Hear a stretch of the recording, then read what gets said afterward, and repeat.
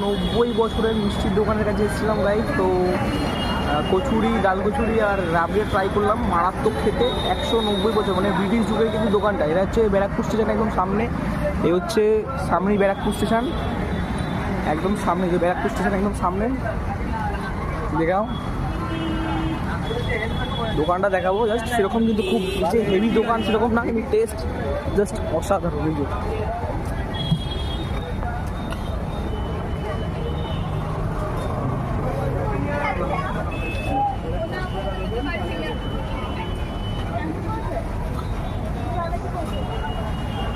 কাকা ও 190 বছর তো, 190 বছর তো, 93 হ্যাঁ 193 193